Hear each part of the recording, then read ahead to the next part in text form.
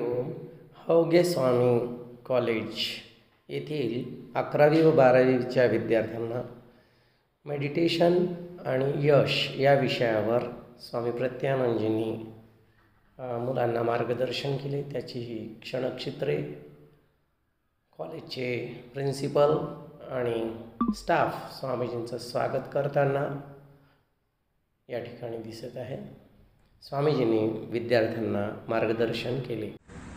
आम्ही पण इंजिनिअरिंगला असताना पीएल असायचं, प्रिपरेशन एक महिना सुट्टी असायची।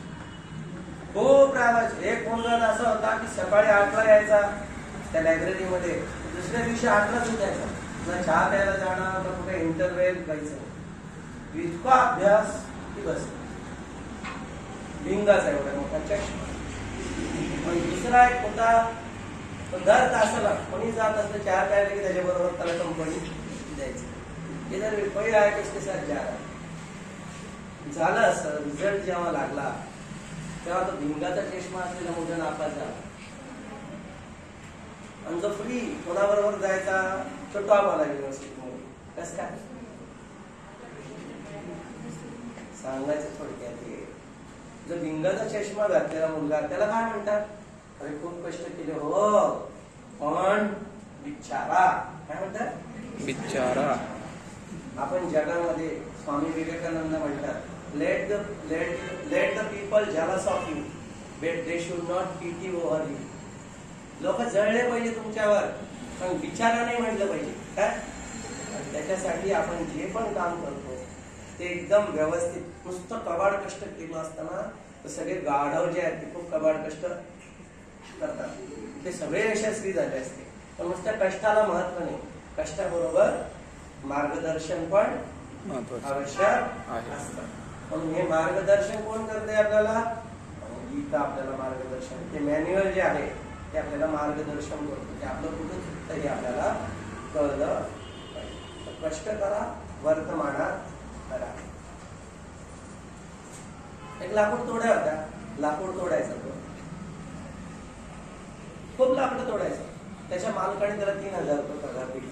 असं चाललंय 2-4 महिने। नंतर काय झालं, त्याचा एक ज्युनियर आला, दुसरा एक मुलगा माणूस तिथे कामाला आला लाकूड तोडायला। तर तो आला, त्याला पण 3000च पगार होती, पण दुसऱ्या महिन्यात त्याचं इन्क्रीमेंट झालं 5000।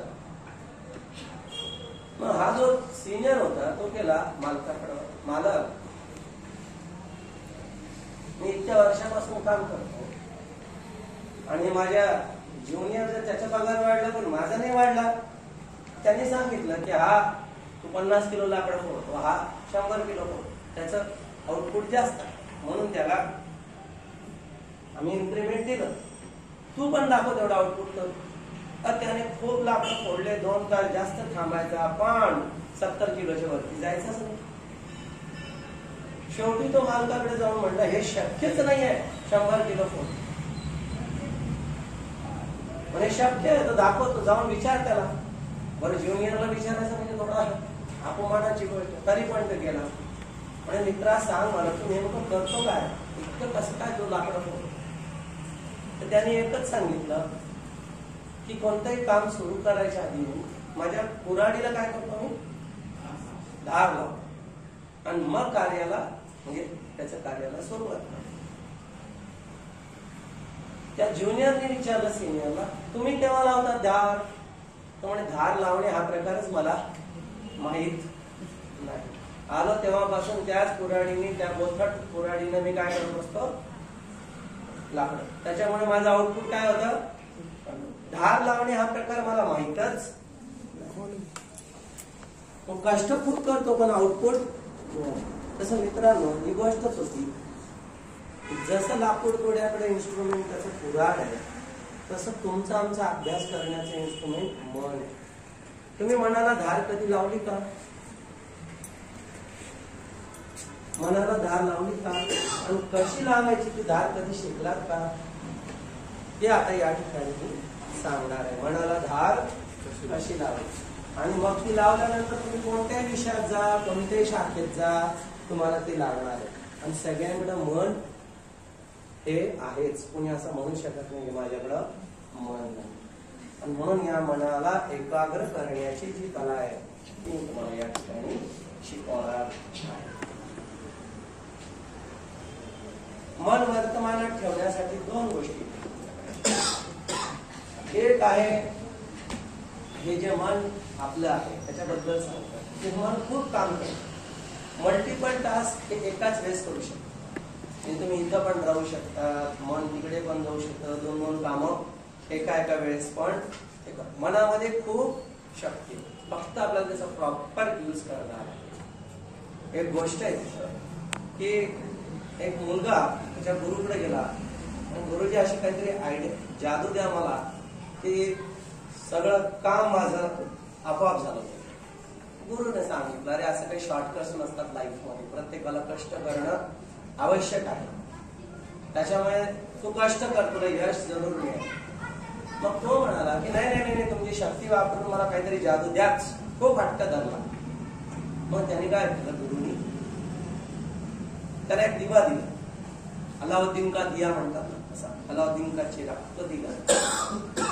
जा सकाळी तू जरा घास पूजा कर, त्याला घास आणि बघ काय होतं. पूजा करून त्यांनी त्याला घासलं त्या दिव्याला तर त्याच्यातून एक जीन बाहेर आला.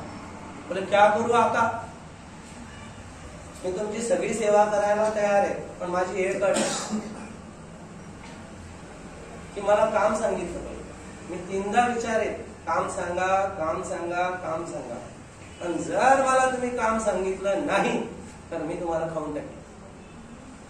शेवटचं काम कोणतं राहील, मी तुम्हाला खाऊन टाकेन. आता त्याने काय केलं, आलं खूप काम आहे, कपड्याच्या घड्या घाल, हे कर ते कर, झाडू काढ. त्याला वाटलं खूप काम आहे तर होऊन जातील. पण तो एका सेकंड मध्ये ते काम करायचं. सगळे काम 10 मिनिटात संपवून गेले. आता त्याला टेन्शन बसलंय, पुढचं काम झाला. आता त्याला काम आठवलं. सगळे सांगून झाले क्या करू आका, एकदा क्या करू, 2दा, आता फायनल.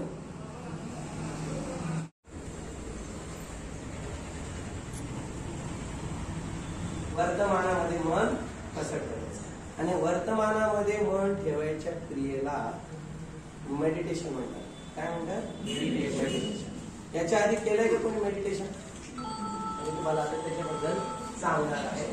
वर्तमानामध्ये मन कसं ठेवायचं आणि वर्तमानामध्ये मन ठेवायच्या क्रियेला मेडिटेशन म्हणतात. काय म्हणतात, मेडिटेशन. याच्या आधी केलंय का कोणी मेडिटेशन? मी तुम्हाला आता त्याच्याबद्दल सांगणार आहे. आम्ही पण इंजिनिअरिंगला असताना PL असायचं प्रिपरेशन. 1 महिना सुट्टी असायची. खूप राहायचं. एक मुलगा असा होता की सकाळी 8ला यायचा त्या लायब्ररीमध्ये, दुसऱ्या दिवशी 8ला सुटायचा. ना चहा प्यायला जाणार ना कुठे इंटरव्हेल जायचं. इतका अभ्यास की बस भिंगाचा एवढा मोठा चष्मा. पण दुसरा एक होता तो दर तासाला कोणी जात असलं चहा प्यायला की त्याच्याबरोबर त्याला कंपनी द्यायची. इधर कोई आहे किसके साथ जा रहा. झालं असं रिझल्ट जेव्हा लागला तेव्हा तो भिंगाचा चष्मा असलेला मुलगा नापास झाला. आणि जो फ्री कोणाबरोबर जायचा तो टॉप आला युनिव्हर्सिटीमध्ये. कसं काय सांगायचं थोडक्यात. जो भिंगाचा चष्मा घातलेला मुलगा त्याला काय म्हणतात, अरे खूप कष्ट केले हो पण बिचारा. काय म्हणतात, बिचारा. आपण जगामध्ये स्वामी विवेकानंद म्हणतात let the people jealous of you but they should not pity over you. लोक जळले पाहिजे तुमच्यावर पण बिचारा नाही म्हटलं पाहिजे. काय त्याच्यासाठी आपण जे पण काम करतो ते एकदम व्यवस्थित. नुसतं कबाड कष्ट केलं असताना तर सगळे गाढव जे आहेत ते खूप कबाड कष्ट करतात, ते सगळे यशस्वी झाले असते. पण नुसत्या कष्टाला महत्व नाही. कष्टाबरोबर मार्गदर्शन पण आवश्यक असतं. पण हे मार्गदर्शन कोण करते आपल्याला, गीता आपल्याला मार्गदर्शन. ते मॅन्युअल जे आहे ते आपल्याला मार्गदर्शन करतो. ते आपलं कुठं चुकतं हे आपल्याला कळलं पाहिजे. कष्ट करा, वर्तमानात करा. एक लाकूड तोड्या होत्या, लाकूड तोडायचा तो खूप लाकडं तोडायचं. त्याच्या मालकाने त्याला 3000 रुपये पगार दिली. असं चाललंय 2-4 महिने. नंतर काय झालं, त्याचा एक ज्युनियर आला, दुसरा एक मुलगा माणूस तिथे कामाला आला लाकूड तोडायला. तर तो आला, त्याला पण 3,000च पगार होती, पण दुसऱ्या महिन्यात त्याचं इन्क्रीमेंट झालं 5,000. मग हा जो सिनियर होता तो केला मालकाकडे, मालक मी इतक्या वर्षापासून काम करतो आणि माझ्या ज्युनियर जर त्याचा पगार वाढला पण माझा नाही वाढला. त्यांनी सांगितलं की हा तू 50 किलो लाकडं फोडतो, हा 100 किलो फोडतो, त्याचं आउटपुट जास्त आहे म्हणून त्याला आम्ही इन्क्रीमेंट दिलं, तू पण दाखव तेवढं आउटपुट कर. तर त्याने खूप लाकडं फोडले, 2 तास जास्त थांबायचा, पण 70 किलोच्या वरती जायचंच नाही. शेवटी तो मालकाकडे जाऊन म्हणला हे शक्यच नाहीये 100 किलो फोड. म्हणजे शक्य आहे तर दाखवतो, जाऊन विचार त्याला. बरं ज्युनियरला विचारायचं म्हणजे थोडा अपमानाची गोष्ट, तरी पण तो गेला. म्हणजे मित्रा सांग मला तू नेमकं करतो काय, इतकं कसं काय तू लाकडं फोडतो. तर त्याने एकच सांगितलं की कोणतंही काम सुरू करायच्या आधी माझ्या कुऱ्हाडीला काय करतो मी, धार लावतो आणि मग कार्याला म्हणजे त्याच्या कार्याला सुरुवात करतो. त्या ज्युनियरने विचारलं सिनियरला तुम्ही केव्हा लावता धार. तो म्हणे धार लावणे हा प्रकारच मला माहित नाही.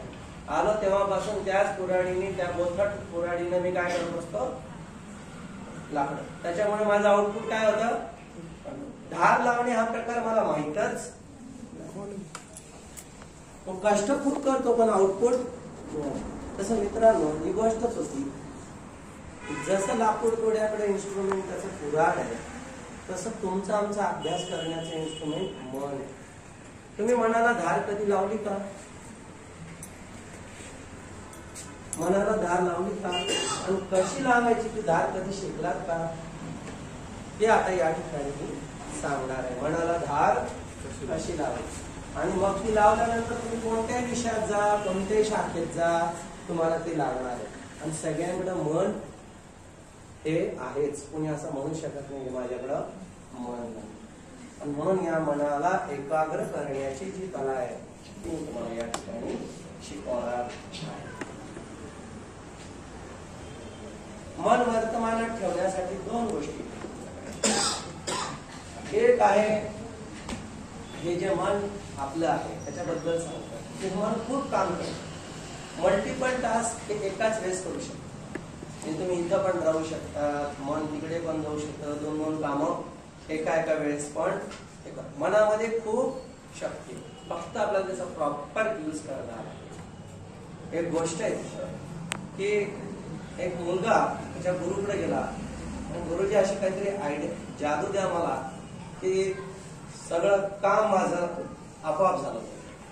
गुरुने सांगितलं अरे असं काही शॉर्टकट्स नसतात लाईफमध्ये, प्रत्येकाला कष्ट करणं आवश्यक आहे, त्याच्यामुळे तू कष्ट कर, तुला यश जरूर मिळेल. मग तो म्हणाला की नाही नाही नाही, तुमची शक्ती वापरून मला काहीतरी जादू द्याच. खूप हट्ट धरला. मग त्याने काय केलं, गुरुनी त्याला एक दिवा दिला, अलाउद्दीन का दिया म्हणतात ना, असा अलाउद्दीन का चेहरा तो दिला. जा सकाळी तू जरा घास पूजा कर, त्याला घास आणि बघ काय होतं. पूजा करून त्याला घासलं त्या दिव्याला, तर त्याच्यातून एक जिन बाहेर आला. बोले क्या करू आका, मी तुमची सगळी सेवा करायला तयार आहे, पण माझी एक अट की मला काम सांगितलं पाहिजे. मी 3दा विचारे काम सांगा, काम सांगा, काम सांगा, पण जर मला तुम्ही काम सांगितलं नाही तर मी तुम्हाला खाऊन टाकेन. शेवटचं काम कोणतं राहील, मी तुम्हाला खाऊन टाकेन. आता त्याने काय केलं, आलं खूप काम आहे, कपड्याच्या घड्या घाल, हे कर ते कर, जाडून काढ, त्याला खूप काम आहे तर होऊन जातील, पण एका सेकंड मध्ये ते काम करायचं. सगळे काम 10 मिनिटात संपवून गेले. आता त्याला टेन्शन कसलंय, पुढचं काम झाला, आता त्याला काम आठवलेलं, सगळे सांगून झाले. क्या करू आका, 1दा, क्या करू 2दा, आता फायनल. वेळ श्वास मध्ये घेतात आणि किती वेळ बाहेर सोडतात, हा अंतर फार महत्वाचं. फ्रॉम बिगिनिंग पासून शेवटपर्यंत, म्हणजे इथं बिगिनिंग आहे, आत येणारा श्वास, एंड इथं झाला. इथं बिगिनिंग आहे, इथं समजलं. सुरू करायचं. आता थोडस एक नियम, कारण आपलं मन फार चंचल आहे, नको म्हणतं त्याला पकडून ठेवायचं, म्हणजे लगेच काहीतरी काय. त्याला फक्त तुम्ही काय करा, सुरुवातीला आजच्या दिवसासाठी 11 वेळेस, किती 11 वेळेस मोजायचे. ते बघा, इनकमिंग जेव्हा चालला तेव्हा 1, आउटगोइंग चालला तेव्हा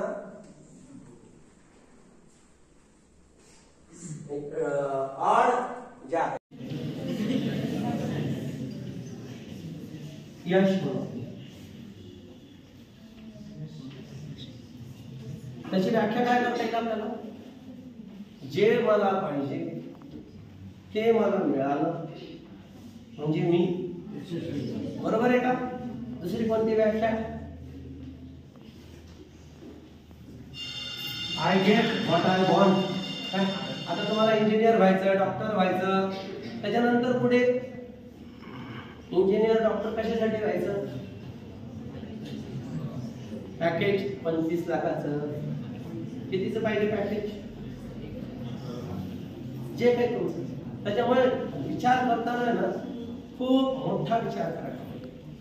have the higher goal, higher the goal more the एन्थुसियाझम.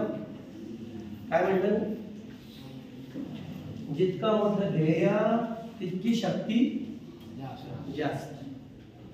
तुम्ही जर इतकं छोटस मला क्लर्क व्हायचं आहे, तहसीलदार व्हायचं आहे, अमुक व्हायचं, तुम्ही तितकंच व्हा. तेव्हा आपण 10 जेव्हा गोल ठेवू तेव्हा आपण 5लाच थकून जातो, 7ला संपून जात आपलं प्रयत्न.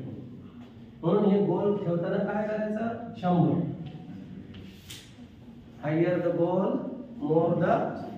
आपण या वर्षी एकदम टॉप येणार, डिस्टिंक्शन, असा एक गोल ठरवला. आता ठरवला तर तुम्हाला एनर्जी खूप मिळणार. 3-4 वर्ष झाले गॅप झाला आणि इथे येऊन तुम्हाला मार्गदर्शन करत असतो मुलांना.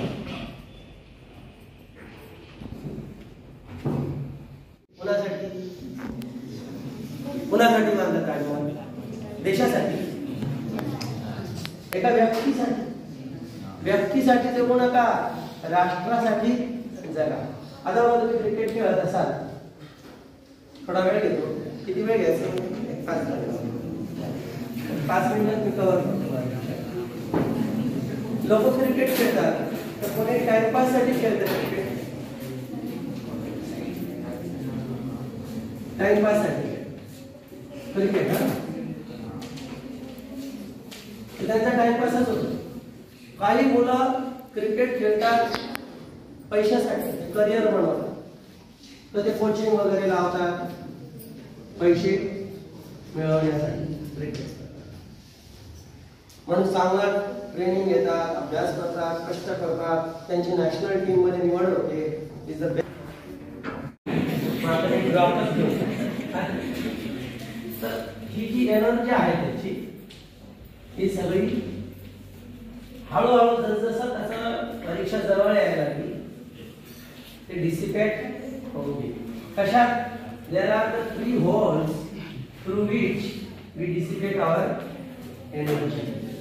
विचार दे मेमरीज ऑफ द पास्ट, है ना? भूतकाळाची चिंता आणि फिअर ऑफ द फ्युचर. कसं होईल, कसं होईल, कसं होईल, मी नापास होईल की काय, पास होईल की काय.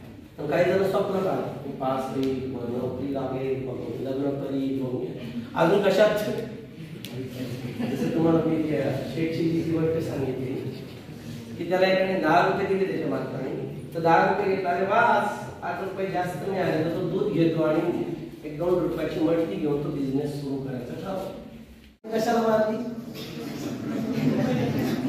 त्या अजून कशात काहीच आपण नुसतं मी IAS झालो तर, मी डॉक्टर झालो तर असं चिंतन करत हा वर्तमानातला वेळ वाया.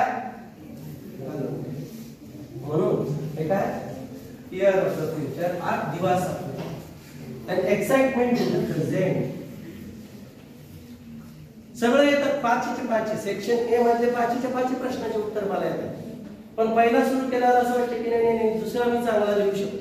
दुसरा केला की तिसरा एक ना धड.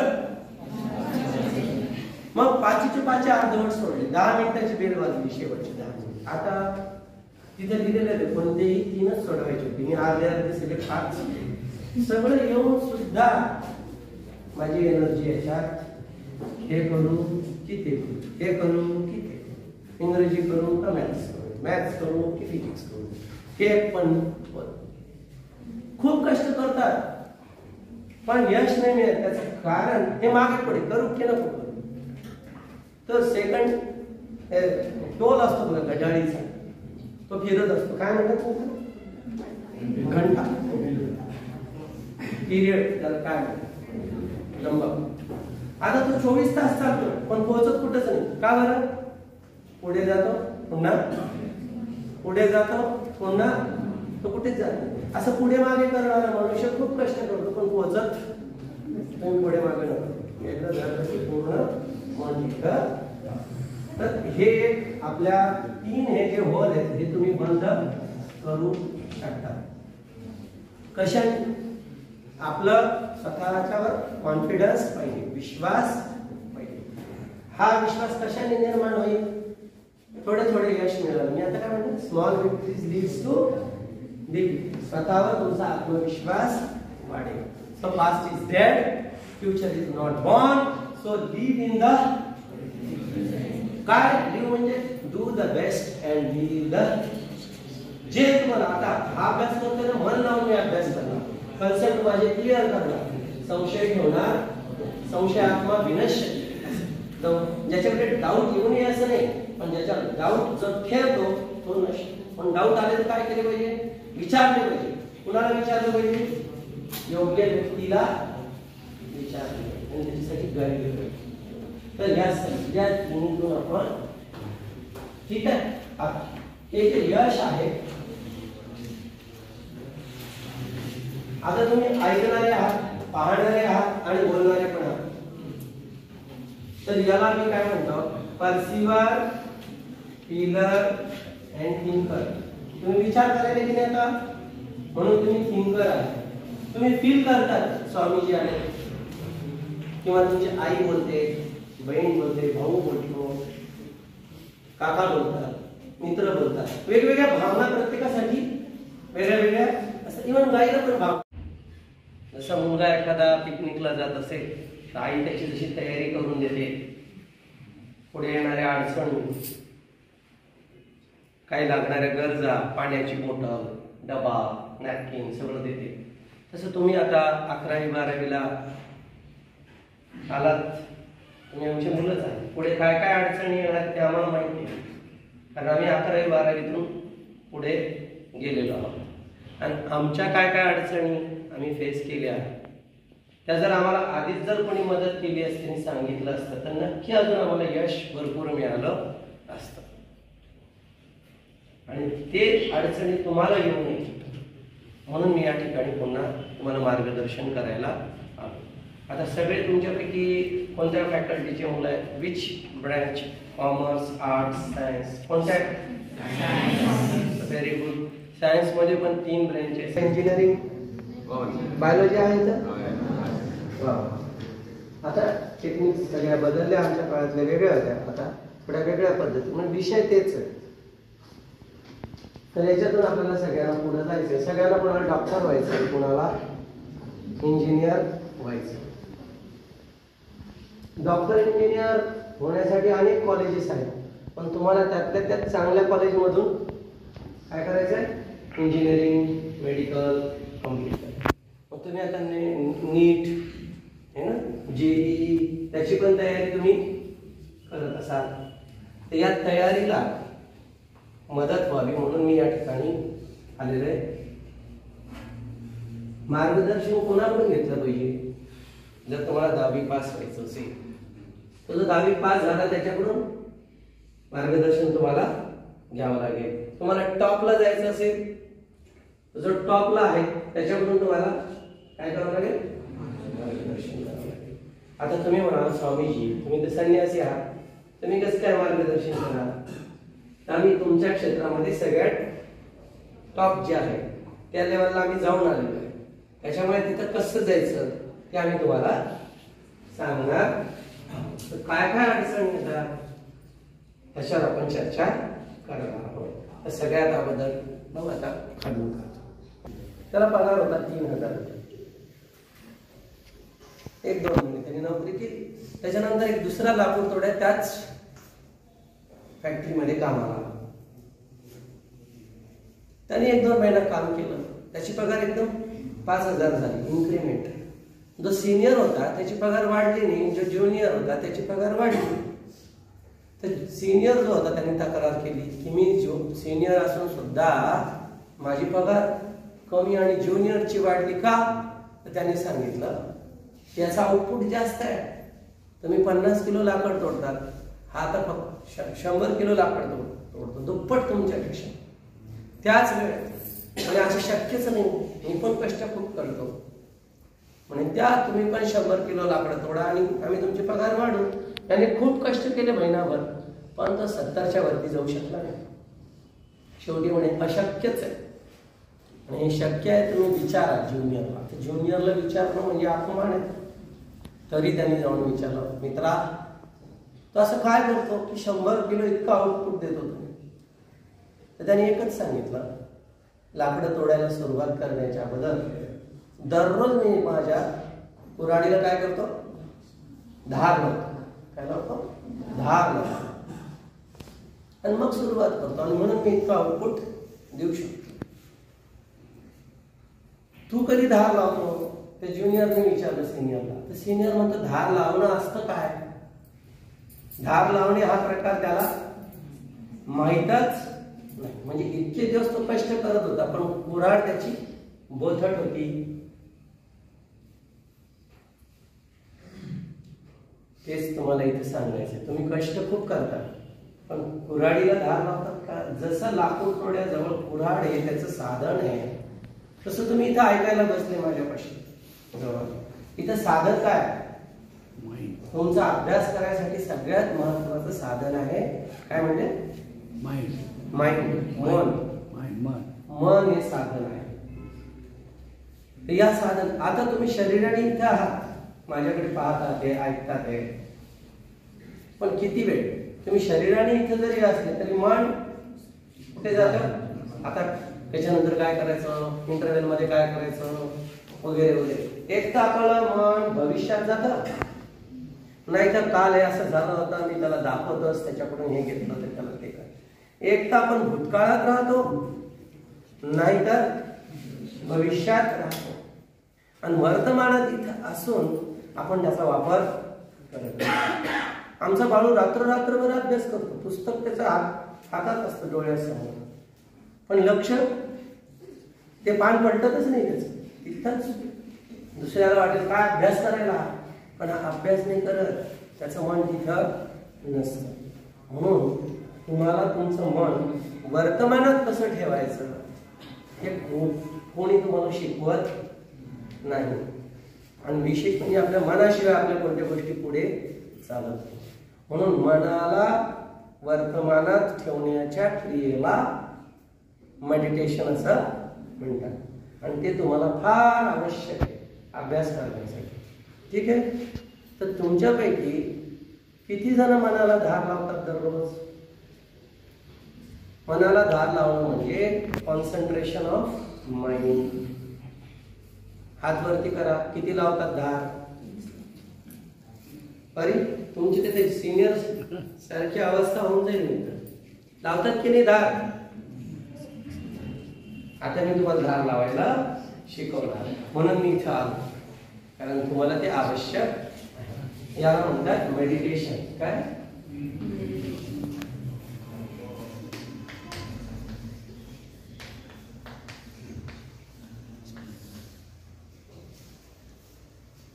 आता हे कशी लावायची? मनाला धार लावणं म्हणजे भोंगे लागले, स्पीकर्स असतात त्याच्यावर म्युझिक चाललं, मार दिया जाए या छोड़ दिया जाए.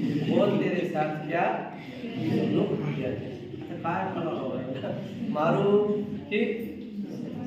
आता तो विचारच करत होता की त्याच्यात लगेच त्याचे टेप बदलला रेकॉर्डिंग. तेरे जुल्फों से कैद मांगी थी, रिहाई तो नहीं मांगी थी. म्हणजे रिहाई नव्हती मागितली, कैद. अच्छा कैद मागितली. हे असं असतं तीच लोकांचं जे मनाचं ऐकतात ना ते जीवनामध्ये कधीच प्रगती करत नाही. कारण मन कधी हे सांगेल कधी हेच करेल. म्हणून मित्रांनो मनाचं ऐकू नका, मनाला आपलं कंट्रोल मध्ये ठेवा. आणि त्याला ते ठेवण्यासाठी सगळ्यात उत्तम साधन आपले श्वास. मग हे 11 आता किती मोजले? 11 किती जणांनी मोजले? आणि 11च्या वरती तुम्ही किती मोजू शकता. तुमचा एक पिरियड